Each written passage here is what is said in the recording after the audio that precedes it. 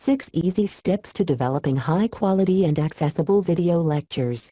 A presentation given by Megan Patrick and Heidi Chen, instructional designers at Michigan State University. Welcome to SOS, How to Assist Faculty with Developing High-Quality and Accessible Video Lectures in 6 Easy Steps. My name is Megan Patrick, and I am an academic specialist for the Online Food Safety Program at Michigan State. I am joined today by Heidi Chen, and she is the Academic Technology Coordinator for the Online Food Safety Program, and we both serve as instructional designers for the program. The learning objectives for our presentation today, we are going to review the role of the instructional designer, also known as the IDs. I'll refer to them as the IDs throughout this presentation. We're also going to examine the challenges that occur when collaborating with faculty to develop online video lectures. And lastly, we're going to explore a tool called the Lecture Development Guide, as referred to as the LDG, as a solution to those challenges.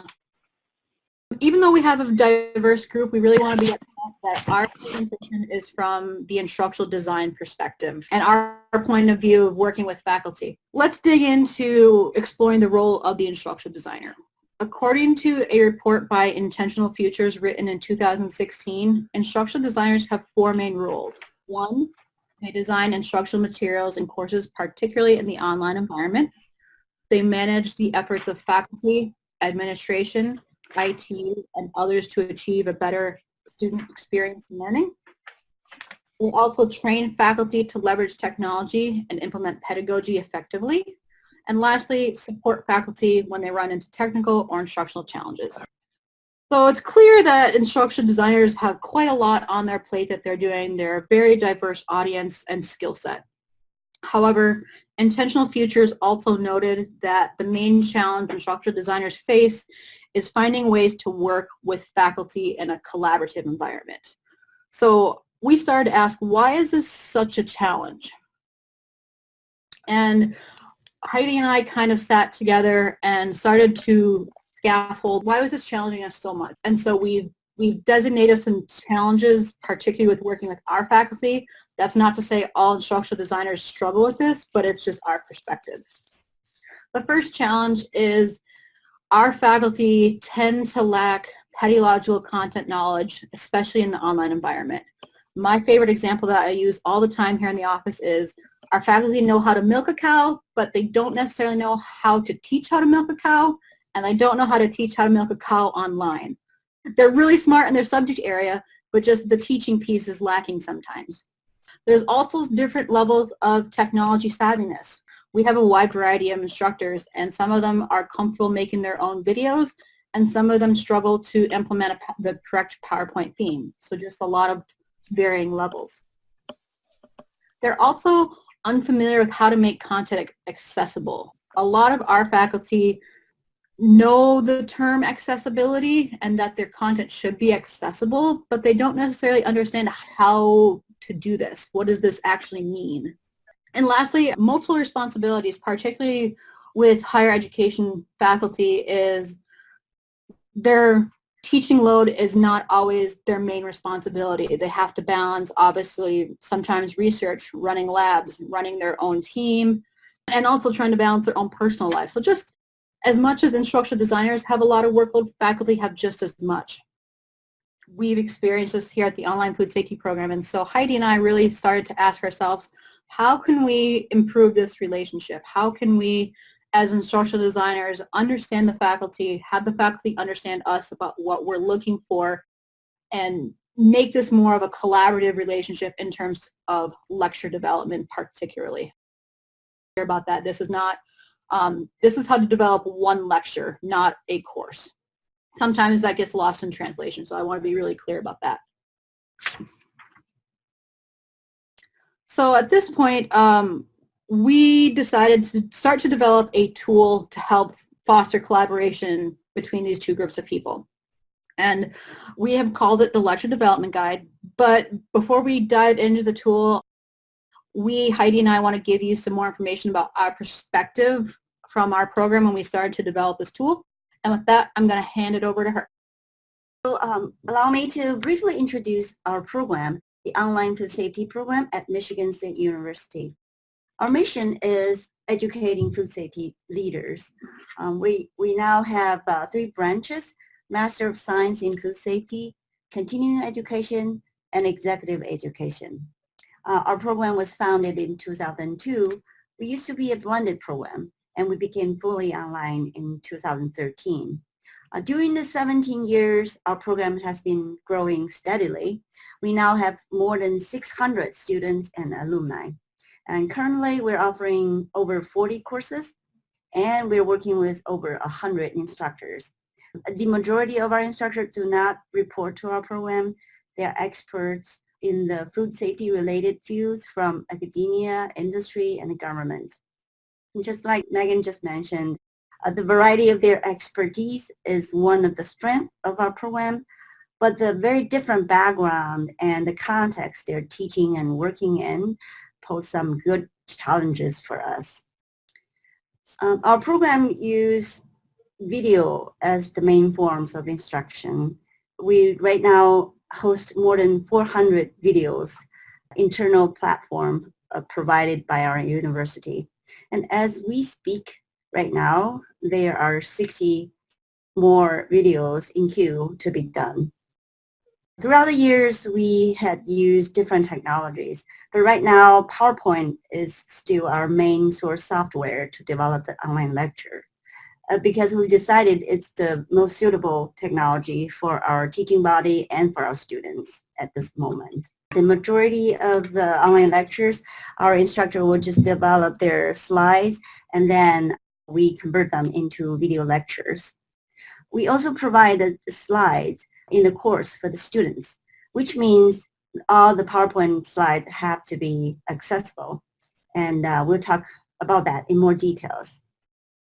Just to give you a little history of our lecture development guide. Before we have this guide, we send the instructor to Google Documents. They are guidelines for developing online lectures and how to prepare high quality and accessible PowerPoint slides. And what we found was lack of reading. So nobody was reading the instructions and they did not follow the instructions, which in turn partially resulted in some of the lack of the understanding of online teaching practices and accessibility. And there was also lack of a clear process of the online lecture development for instructors and for staff as well. So to solve the problem, we started this project to build a lecture development guide for the group. So we gathered a think group that consisted of our educational technology team, our instructors, and course moderators. Gathered all the information and tutorials and things that we like our instructor to follow, and the document was 22 pages long. Of course, nobody would want to read that, so we have to find technology that's good for this project, so we decided on Google Slides. We really wanted to make this guide more visual, and we believe it is a more effective way to convey the information. Later in this presentation, Megan will talk more about why this choice of technology was a success. So we have some main objectives of this lecture development guide. The first one is to introduce basic online teaching practice to our instructors. As we mentioned, they have a very diverse background, and some of them have not taught online and they don't have a lot of experience. So we think this would be a good chance to introduce some good practices to them. And the second important objective is to familiarize them with the concept of accessibility. We are very aware that accessibility might be a daunting task. So we think this is a great chance to bring up this important concept and to help our instructors to start making their content accessible. And the third objective is we're trying to convey very complex information in a very concise way. Back to Megan. So as Heidi just mentioned, we wanted to rely heavily on visuals to help illustrate our points. And when we started doing this, we really wanted to make sure we have a learning theory behind the lecture development guide. And so we implemented the social cognitive learning theory written by Albert Bandura, I believe in the 1960s. And it broadly states that people learn by observing others. So our guide relies heavily on visuals to implement the learning points. We have obviously pictures in place, but we also use things like video so that our instructors can observe the slides that we would like them to do. So at this point, we're actually going to dive right into the LDG, and we're going to show you our current version of the LDG. I know sometimes you go to these conferences and you see the previous version or the future version that doesn't exist, but we're not going to play that game. We're going to actually show you what we send to our instructors. This is the first slide of the actual guide, and you'll notice that it's quite visually appealing, and that's intentional. Both Heidi and I have a graphic design background, and so we wanted to implement those skills into the guide itself. So it looks really nice and clean and easy to understand. So for the process, as we mentioned earlier, faculty have many responsibilities. So we wanted to break down the process of making a lecture into easyable, digestive parts. And what we did was break it down into a 6-step process, and I'm just going to go through the process really briefly. We are going to dig more into that shortly in Heidi's section, but I just want to give everyone a high-level view for right now. 1, pre-lecture development. 2, lecture development. 3, accessibility, and it's also important to note that even though accessibility is the 3rd step, accessibility is actually laced into all of these steps, and we want to make sure that everyone's really clear on that. 4 is OFS staff review, which is online food safety program. 5 is audio recording, and 6 is post-production. So these are actually bookmarked links within the presentation. So if a faculty member has already done steps 1 through 3, they can come back to this guide and actually click right here, and it takes them directly to step 4. So they don't have to dig through a bunch of slides. And that bookmark page takes them to a short description of the step. And so we're going to dive into step 1. Step 1 is probably the most important step in all of this, actually. It's the design process in some ways, but in this step there's actually 3 smaller steps. Our first one is we ask the instructors to develop some learning objectives, hopefully using Bloom's taxonomy. We also ask them to identify complex concepts. A lot of our instructors obviously are working in the industry of food safety, and so they might want to walk the students through an actual plant, or how do you do a food waste plant observation. That's really hard to do in PowerPoint, and so we ask them to identify these concepts early on so we can go to our ed tech team and find a more suitable piece of technology to convey that learning experience for the students. And then number 3 is we ask them to report on their equipment. This was particularly interesting recently as Michigan State partnered with Microsoft 365, and so if you work at Michigan State, you automatically have access to the Spartan 365 is what it's called. And what we found via this micro step here is that a lot of our faculty were actually using Microsoft PowerPoint from a couple of years ago. And so by reporting to us, we were able to get them updated using the latest and greatest PowerPoint, which has a lot more accessibility built into it, especially around alt text. But we also get to hear their audio, what they're using for audio recording, and to recommend an upgrade if they need it. And so with that, I'm going to turn it over to Heidi for step 2. Okay, let's look at step 2. Step 2 are the specific guidelines we want the instructors to follow when they develop their slides. We provide a program lecture template for all instructors to follow, to use. The theme of the template is consistent with our program's branding, and this is also a good start to make their slides accessible. So we highly recommend just sticking to the layout of our template, restraining from adding text boxes or other components because they may confuse screen readers. And for the length of the lecture, we recommend between 20 to 25 minutes because we all know for online learners, it's much harder for them to focus for a longer period of time. No hyperlinks or animations because they get lost when the slides are converted into a video. Links are not clickable anymore after we convert the slides, but they can be taken out and put in a separate document and post in the module for the students in our online learning management system, which is Desire to Learn.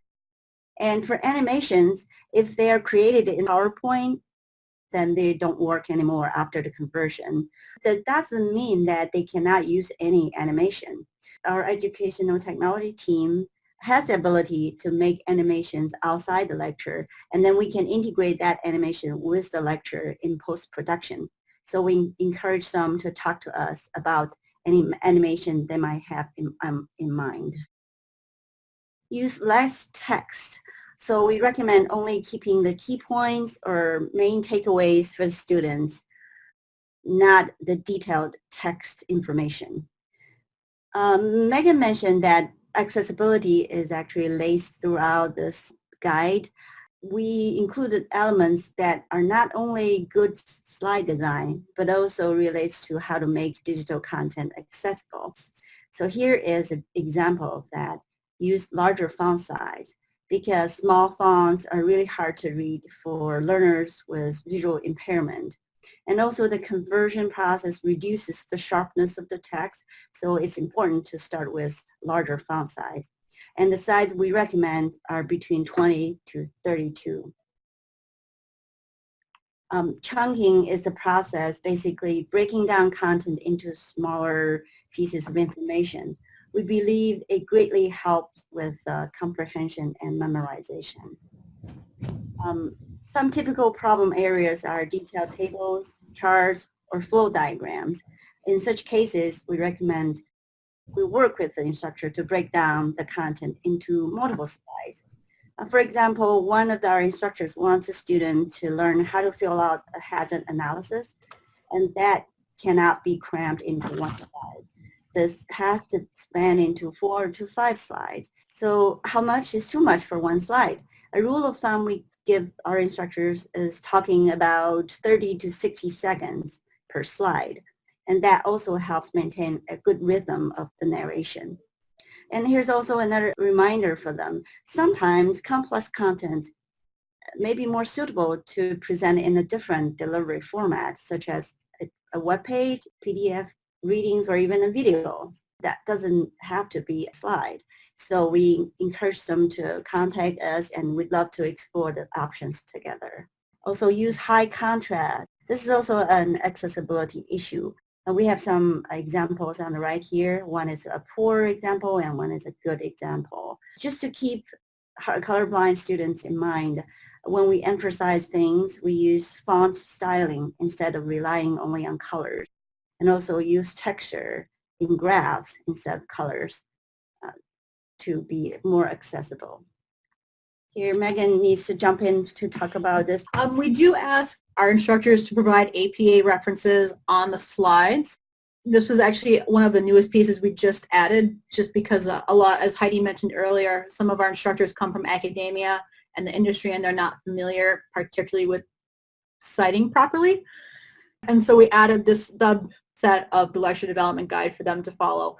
And it just asks them to provide in-text citations on the slide, and you can see an example of it down the corner of how we'd like them to do it. So that's just using the social cognitive theory again. We also instruct them to provide us a Word document with the full references in alphabetical order so that we can go in and add that into Desire to Learn after the lecture is completed.